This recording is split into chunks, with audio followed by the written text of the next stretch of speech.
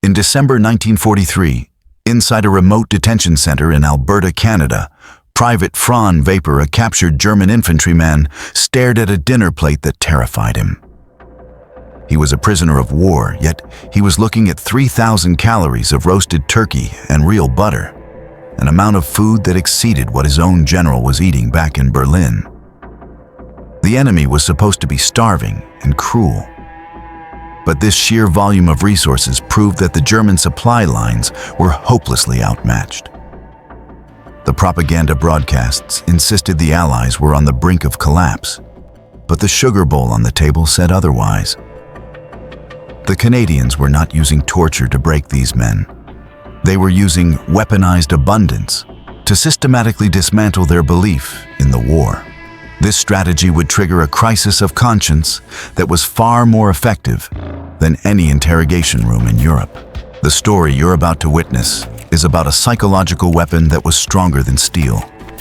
So stay with us and let me know where you're watching from in the comments. Now let's get back to the beginning.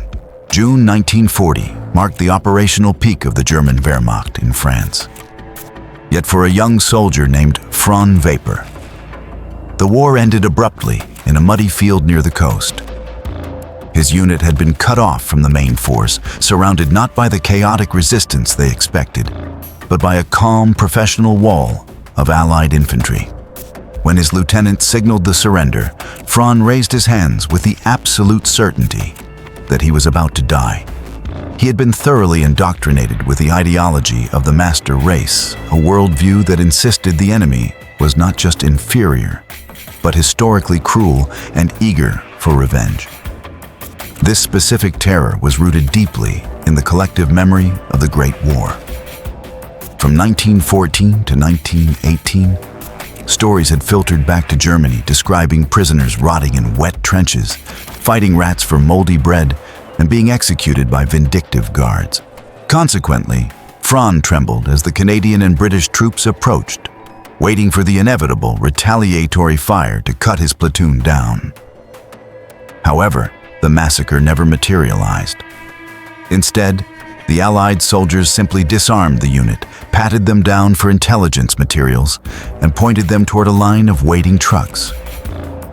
There were 0 executions that afternoon, a fact that stood in direct contradiction to every warning Franz had received during training. This survival confused him, but he rationalized that the punishment was simply being delayed for a more secluded location where the enemy could operate without witnesses. He was processed swiftly and moved to a port where the reality of his situation shifted from tactical defeat to strategic displacement. He was marched onto a massive transport ship, a vessel that pulled away from Europe and steamed west into the open Atlantic. The journey lasted between 7 and 10 days, a period of time that felt like a suspended sentence to the men locked in the hold. They whispered about their destination, speculating about frozen gulags or secret interrogation sites in the Arctic. They could not conceive of a humane destination because their propaganda had stripped them of that hope. As the ship pitched and rolled through the dark water carrying them thousands of miles from the front lines, the prisoners began to feel the first cracks in their reality. As a result of this massive geographic separation, the war they knew was disappearing behind them, replaced by a voyage into the complete unknown. The convoy docked in Halifax without a single incident, proving that the North Atlantic belonged to the Royal Navy, rather than the U-boat wolf packs Franz had been promised were dominant. He stepped off the gangway, expecting to be loaded into a cattle car, which was the standard Wehrmacht solution for transporting bulk human cargo across occupied Europe. Instead, the Canadian guards directed the prisoners into passenger rail cars equipped with cushioned seats, heating systems, and clear glass windows. This logistical choice confused the men because it implied the enemy possessed such a surplus of rolling stock that they could afford to waste comfort on captured soldiers. The locomotive soon began a relentless push west, covering a staggering distance of over 3,000 miles from the Nova Scotia coast to the interior of Alberta. For 4 to 5 continuous days, the train hammered along the tracks without stopping for air raid sirens or track repairs. In Germany, rail transport had become a nightmare of delays and bombed junctions, yet here, the infrastructure was flawless. Franz spent hours staring out the window at the passing landscape, stunned by the sheer continuity of the power grid. Mile after mile of high-tension electrical lines ran alongside the tracks unbroken and humming with energy. Because the Luftwaffe could not reach this continent, the industrial centers Franz witnessed were operating at 100% capacity. Massive factories lined the outskirts of towns, their smokestacks pouring exhaust into the sky day and night, without fear of blackout restrictions. This visual evidence terrified the prisoners more than any weapon could have. They had been told the Allies were weak and crumbling, yet they were traveling through a land of limitless resources and untouched production capability. As a result of this overwhelming display of industrial depth, the men fell silent, realizing that the encircled enemy was actually a giant with a perfectly secure supply chain.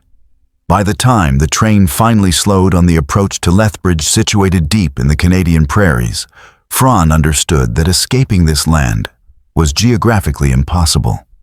The vastness of the territory proved the enemy was strong, but the camp itself would soon prove they were dangerously confident. When the transport trucks finally halted at the gates of Camp 133 in Lethbridge, Franz prepared himself for the sight of a fortress. He scanned the horizon for concrete walls topped with razor wire or the silhouette of machine gun nests, the standard architecture of captivity he had seen in Europe. However, the landscape offered nothing but the endless, terrifying flatness of the Alberta prairie. There were 0 guard towers looming over the barracks, a visual absence that disturbed the German soldiers more than a loaded weapon would have. The camp appeared to be wide open, a design choice that seemed practically suicidal for the captors. A Canadian officer gathered the new arrivals and pointed to a series of whitewashed rocks arranged in a loose line about 200 feet from the nearest building. He explained that these stones marked the perimeter. Because there was no physical barrier, the prisoners initially assumed it was a trap designed to entice an escape attempt, so the guards could justify shooting them. The officer, however, offered a calm mathematical explanation for the lack of steel. He told them they were free to cross the white stones if they wished, but the nearest neutral territory was over 1,000 miles away, across a wilderness that would freeze or starve a solitary man in days. Therefore, the prison wall was not built of brick, but of sheer distance. The sheer scale of the continent acted as the primary containment system, rendering physical fences logically redundant. Inside the barracks, the psychological assault continued through unexpected comfort. Each bunk was equipped with a proper mattress and 2 wool blankets, a material luxury that exceeded the standard issue for active Wehrmacht troops fighting on the front lines. Furthermore, the camp commander announced the daily ration would be set at 3,000 calories per prisoner. This figure was nearly double the standard German army field ration, a number so high that Franz struggled to comprehend it. As a result, the men found themselves paralyzed not by force, but by a confusing abundance that dismantled their warrior identity. The lack of wire paralyzed the prisoners more than guns could, but the food would soon begin to rewire their loyalty. The morning routine began with a sharp bell at 6:00, a sound that signaled strict military discipline rather than the chaotic punishment Franz had anticipated. He shuffled into the dining hall, bracing himself for a bowl of watery gruel. But the air inside was thick with the heavy, salty scent of cured meat. The Canadian cooks laid out a breakfast spread that would have been considered a wedding feast in Berlin. Mounds of scrambled eggs, thick slabs of bacon, and open bowls of white sugar. This last item was particularly shocking because refined sugar had virtually vanished from the German civilian diet months ago. Yet here it sat on a prisoner's table, available in unlimited quantities. Franz took his tray and stared at the toast, which was covered in real butter, a dairy product derived from the massive cattle herds of the Canadian plains. This stood in stark contrast to the chemical margarine and fat substitutes the Wehrmacht issued to its own troops to conserve resources. He sat down and began to eat his body, reacting violently to the sudden influx of rich fats and carbohydrates. The camp provided 3 full meals every day, a frequency that far exceeded the intermittent field rations he had survived on in France. As he chewed the propaganda he had absorbed for years began to dissolve against the physical reality of the food. This abundance created a painful cognitive dissonance when the mail eventually arrived. Because letters from Germany took weeks to navigate the transatlantic censorship system, Fran would often read his mother's updates while his stomach was still uncomfortably full. She wrote about the civilian ration tightening to 1,500 calories a starvation diet, barely enough to keep a resting body warm in winter. She described bread extended with sawdust to add weight, while he wiped real grease from his lips. As a result, the lie of German superiority collapsed. The supposed master race was eating wood filler, while the enemy possessed such logistical dominance they could afford to fatten their prisoners. Because their bodies were no longer in survival mode, the men's minds began to seek a new kind of normalization, paving the way for a bizarre experiment in trust on the local farms. As the war dragged on, the Canadian government realized that thousands of able-bodied men were sitting idle, while the local agricultural sector faced a massive labor shortage. Consequently, a program was initiated allowing prisoners to work on nearby farms for a daily wage of 50 cents. This money was strictly tracked and deposited into Swiss bank escrow accounts, meaning the men were accumulating real savings for a post-war life they could actually look forward to. Because they were building a tangible financial future, the incentive to escape plummeted even further, leading to situations that defied all military logic.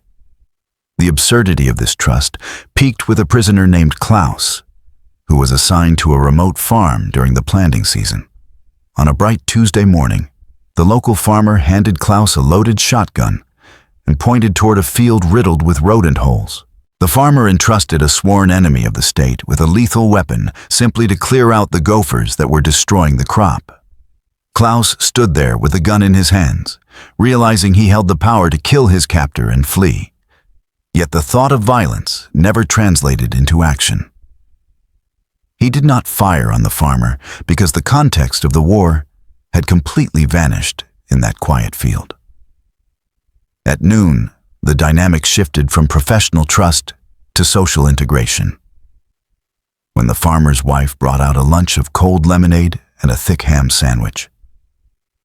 She served Klaus at the family table, treating the German soldier like a hired neighbor rather than a hostile combatant. Local records subsequently showed 0 escape attempts from these work details, proving that dignity was a far more effective shackle than chain link. Back inside the camp, the standard of care further deepened this confusing loyalty. When a prisoner developed a severe cavity, he was not subjected to the brutal field extractions common in the Wehrmacht. Instead, he received a proper filling from a Canadian dentist using modern anesthesia. As a result, the prisoners found themselves physically restored and financially solvent, living a better life than the families they had left behind. This disparity created a new silent psychological burden, and the resulting guilt would soon come to a head as the tide of war turned against Germany. December 1943 brought the brutal reality of a Canadian winter to Alberta, with temperatures plunging to 20 degrees below 0 Celsius across the open prairie. Despite this Arctic chill, the interior of the barracks remained aggressively warm, fueled by an endless supply of heating fuel that the guards kept stocked without fail. Fran slept soundly under 3 layers of heavy wool blankets, a surplus of material that stood in sharp contrast to the logistical collapse happening across the ocean. This physical comfort began to feel less like luck and more like a betrayal, because the letters arriving from Hamburg painted a picture of total destitution. His mother wrote explicitly about the severe coal rationing that had left her apartment freezing, forcing her to wear her outdoor coat inside just to survive the night. While Fran woke up sweating in his bunk, his family was burning furniture to stay alive. The news from the war front was equally grim, as the catastrophic defeat at Stalingrad earlier that year had finally shattered the myth of Wehrmacht invincibility. Furthermore, Allied bomber commands were now dropping thousands of tons of high explosives on German industrial centers every month, systematically erasing the cities Franz remembered. He had been a prisoner for 3.5 years by this point, a duration that had allowed him to become fully institutionalized in this world of safety while his homeland disintegrated. The disconnect was absolute. As a result of the intensifying air raids, the infrastructure of the Reich was being turned to rubble. Yet he remained protected by the very enemy his government claimed was a monster. The silence of the snowy prairie no longer felt peaceful. It felt like he was hiding while his people screamed. Consequently, the physical warmth of the barracks transformed into a unique form of psychological torture, a guilt that the Canadians were about to unintentionally maximize with the approach of Christmas Eve. Christmas Eve 1943 arrived not with a guard inspection, but with an invitation that shattered the remaining barriers between captor and captive. The camp commander ordered all 300 German prisoners into the main hall, where the stark military atmosphere had been replaced by a festive decor of pine boughs and burning candles. The tables groaned under the weight of roasted turkey and deep red cranberry sauce North American staples that were completely alien to the European palate. For men raised on pork and potatoes, the sheer volume of this foreign poultry signaled an agricultural dominance that was impossible to ignore. Franz sat before his plate, acutely conscious of the fact that he had gained nearly 30 pounds since his capture in 1940. This physical transformation was a walking contradiction to the starvation myths he had been fed during training, as he now carried more muscle and fat than any soldier currently fighting for the Reich. As a result of this nutritional surplus, he felt a deep, confusing shame while eating. The meal was interrupted by the arrival of civilians from the nearby town of Lethbridge, who entered the secure facility not to jeer at the defeated enemy, but to distribute small personal gifts. An older Canadian woman approached Franz and quietly handed him a package wrapped in plain brown paper. Inside lay a handmade blue wool scarf knitted with a precision that implied hours of dedicated labor. She offered it with a smile that contained zero animosity, a gesture that dismantled his ideological defenses more effectively than any interrogation could have. Because she treated him as a human being rather than a target, the concept of the cruel enemy evaporated instantly. The evening culminated when a prisoner stood and began to sing Stille Nacht. The familiar German lyrics drifted through the hall, and within moments, the Canadian guards and townspeople joined in singing the English words to Silent Night over the exact same melody. Two languages merged into a single harmony, proving that the cultural divide was artificial. This auditory convergence terrified Franz because it forced him to admit that his enemy was not only stronger, but morally sound. The master race lie dissolved completely in the warmth of the hall, leaving him with a dreaded realization one day he would have to leave this sanctuary and return to a homeland he no longer understood. May 1946 marked the first anniversary of the German surrender, yet for the prisoners in Alberta, the administrative machinery of repatriation dragged on slowly. Franz stood on the mist-shrouded docks of Halifax, waiting to board the transport vessel that would finally reverse the journey he had taken 6 years earlier. This duration meant he had spent nearly a quarter of his life as a prisoner of war. Yet these years had paradoxically been defined by safety education and caloric surplus, rather than punishment. Consequently, his return felt less like a liberation and more like an eviction from a sanctuary. He clutched a battered canvas bag filled with items that served as the only proof of his transformation. Inside, he guarded a stack of technical manuals on Canadian dry land farming intellectual capital he frantically hoped to apply to the ruined fields of his homeland. Alongside these books lay the blue wool scarf from Christmas 1943, and a collection of photographs documenting the surreal abundance of Camp 133. Furthermore, Fran now possessed fluent English, a linguistic skill that fundamentally rewired how he processed information and permanently separated him from the insular propaganda of his youth. The most visible difference, however, was his physical constitution. While the population of Europe was being ravaged by typhus and chronic famine, Fran stood on the deck, with the high body mass index and dense muscle tone of a man who had consumed a protein-rich diet for nearly 2,200 consecutive days. As the ship pulled away from the Nova Scotia coastline, the skyline of the victorious nation faded into the gray Atlantic fog.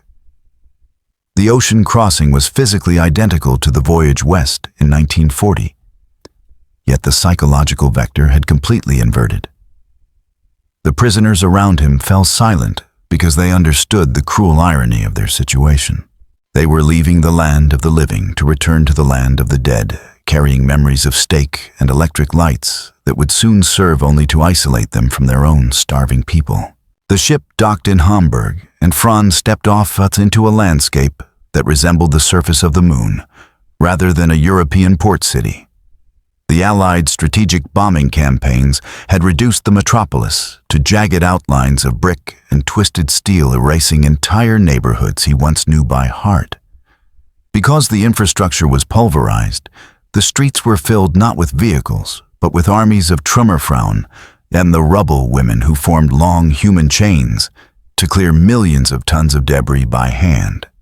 These women, gray with cement dust and exhaustion, were the only functioning workforce left in the shattered city, passing bricks one by one, in a silent, endless rhythm. Fran began his journey to his family home. A trek that should have taken mere hours, but instead consumed 3 full days of grueling travel. The rail network was shattered, with bridges collapsed into rivers and tracks twisted into metal corkscrews, forcing him to hitchhike on Allied military trucks or walk miles over cratered roads. As a result of this slow transit, the scale of the devastation had time to sink in, obliterating any lingering hope that his specific street might have been spared. When he finally reached his mother's apartment block, he found the building scarred by shrapnel and partially boarded up against the elements. He knocked on the door, and the woman who opened it caused him to recoil in genuine shock. His mother, chronologically, only in her 50s, appeared to have aged 20 years during his absence. Her hair was stark white, and her hands shook with a permanent tremor born of chronic stress and continuous malnutrition. The visual contrast between them was grotesque. Fran stood there in his warm Canadian-issue coat, carrying 40 pounds of surplus muscle and fat gained from years of 3,000-calorie meals, while she looked like a skeleton wrapped in rags. She pulled him inside and immediately offered him a meal, placing a small dark piece of bread on the table. She explained that this was her entire ration for the day, representing roughly 750 calories, which was less than half of what was needed to maintain basic health. She tried to give it to him, insisting he must be hungry after his journey. Fran stared at the meager crust, realizing it contained less energy than the breakfast scraps he had casually thrown away in Lethbridge. He pushed it back, because the guilt of his own health was suddenly heavier than the bag on his shoulder. Seeing the starvation was hard, but facing the resentment of those who stayed behind was the true punishment. Life in the ruins was governed by a brutal mathematical ceiling. The official civilian ration was fixed at 1,200 calories per day. This intake level was calculated to prevent immediate starvation, but was insufficient to sustain a working adult, leaving the population in a state of chronic lethargic hunger. Fran quickly realized that survival required access to the black market, yet the prices there were astronomical, with a single pound of butter costing more than a month's pre-war wages. Because he lacked the currency to participate in this shadow economy, he was forced to rely on the state distribution, watching his own caloric reserves burn away week by week. However, his reintegration into the neighborhood was blocked by the very health he had brought back from Canada. His neighbors, men and women with hollow cheeks and gray skin, stared at his filled-out frame with open hostility. During a confrontation in the street, a former schoolmate spat the word traitor at him, an accusation driven not by political ideology, but by the biological unfairness of his survival. They hated him because he was fat while they were skeletal. This guilt deepened when he visited the local registry and confirmed that his brother had died on the Eastern Front in 1944. While his brother had frozen to death fighting the Russians, Fran had been playing soccer and eating roast turkey in Alberta. As a result of this disparity, his mere existence became an insult to the grieving community. At night, Fran slept in the basement of his mother's building to escape the drafty upper floors, yet the damp cold seeped through the cracked walls.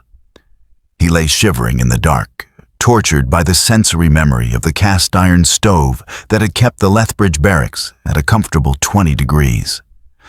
He found himself terrified by a singular treacherous thought. He missed the prison camp.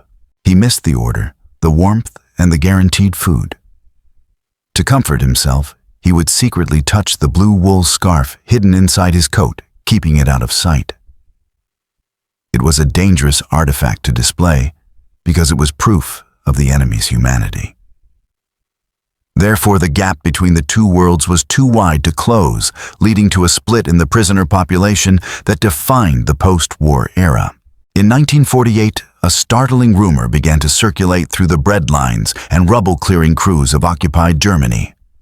The Canadian government, facing a post-war labor shortage similar to the one in 1942, announced a new immigration policy that specifically invited former prisoners of war to return as landed immigrants.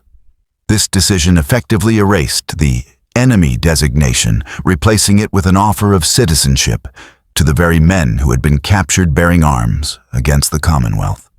For thousands of veterans shivering in unheated basements, this was not just a political shift, but a lifeline to a world they already knew was a paradise of abundance. The response was immediate and numerically significant. Over the next few years, approximately 6,000 former German POWs made the decision to leave their homeland permanently and return to the country that had incarcerated them. These men did not just migrate for work. They integrated completely with many marrying Canadian women they had met during their work details on the farms.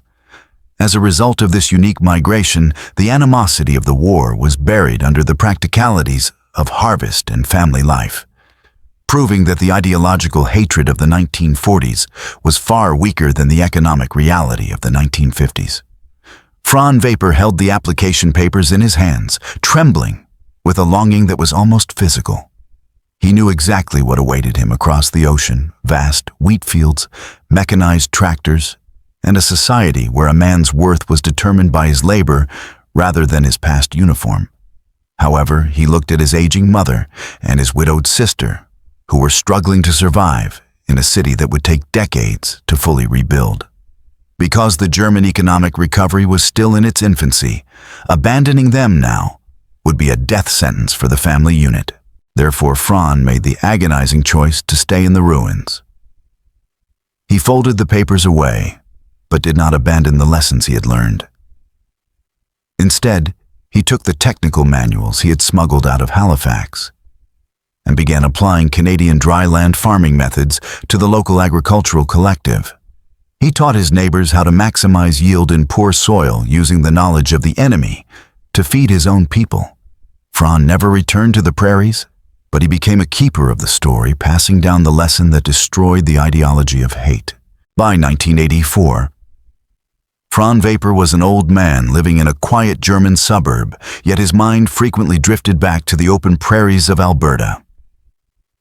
He would gather his grandchildren in the living room, not to tell them stories of combat glory or tactical maneuvering, but to explain a peculiar conflict he called the Hidden War.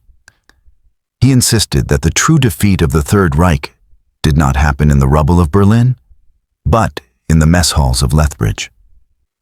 According to his analysis, the Allies had deployed a weapon far more lethal than high explosives, sheer undeniable abundance. He would pull a faded blue wool scarf from a cedar box, the same artifact given to him by a stranger on Christmas Eve 40 years prior. Holding the fabric, he explained to the younger generation that propaganda is a fragile structure because it relies on the isolation of the believer. The Nazi regime had maintained power by convincing its soldiers that the outside world was a barbaric wasteland. However, once Franz tasted the butter and felt the warmth of the Canadian stove, that isolation was shattered. Therefore, the caloric surplus of 3,000 units a day acted as a munition that destroyed the ideology of the master race from the inside out. The legacy of this experiment was statistically undeniable. Of the thousands of German prisoners held in Canada, virtually zero recidivism was recorded in the post-war years. Not a single former inmate was known to have supported radical political movements after returning. This peacefulness existed because their worldview had been fundamentally rewired by their captivity. They had seen a society that did not need to scream about its superiority because it could afford to feed its enemies. Franz's final lesson always returned to the white stones at Camp 133. He told his family that the fence never really existed in Lethbridge, just as the walls around their minds had been illusions built by lies. The Canadians had won not by breaking his body, but by proving he had been wrong about everything. As a result, the ultimate victory was not the unconditional surrender of the German state, but the unconditional conversion of the German soldier.